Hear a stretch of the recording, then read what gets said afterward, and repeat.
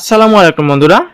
কিভাবে খুব সহজে আপনি আপনার মোবাইল ফোন, ল্যাপটপ, কম্পিউটার যাই হোক না কেন কিভাবে আপনি বিটিভি চ্যানেলগুলো খুব সহজে একদম ফ্রিতে দেখতে পারেন সেই বিষয়ে আজকের এই ভিডিওতে আমি আপনাদেরকে জানাবো।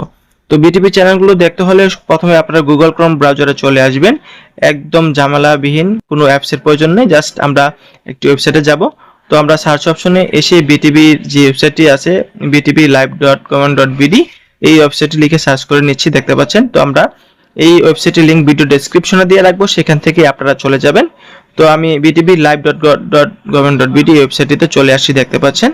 তো আমরা এখানে দেখতে পাচ্ছি চারটি চ্যানেল রয়েছে বিটিভির।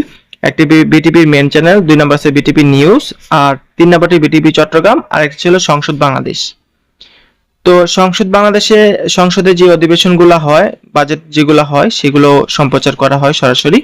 আর বিটিভি নিউজ চ্যানেলটিতে বিটিভি যে সকল নিউজগুলো দেখতে পাবেন, এবং বিটিভি চট্টগ্রাম শুধু চট্টগ্রামের এই বিষয়গুলো দেখতে পারবেন। আর বিটিভি চ্যানেলটি যেটি BTV main channel, BTV HD, এটার মধ্যে সকল কিছুই আপনারা দেখতে পারবেন, মুভি থেকে শুরু করে নিউজ থেকে শুরু করে সকল কিছু আমরা কিন্তু এখান থেকে দেখতে পাবো।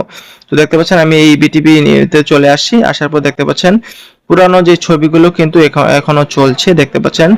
এই যে কি সুন্দর ছবি কিন্তু এই আমরা এখান থেকে সরাসরি লাইভ দেখতে পাচ্ছি। তো এইভাবে কিন্তু আপনি খুব সহজে যে কোনো একটি টিভি চ্যানেল সিলেক্ট করে আপনারা কিন্তু টিভি দেখতে পারবেন। তো আমি বিটিভি নিউজে আবার ক্লিক করে আপনাকে দেখিয়ে দিচ্ছি যে আমি বিটিভি নিউজে এখন ক্লিক করে দেব।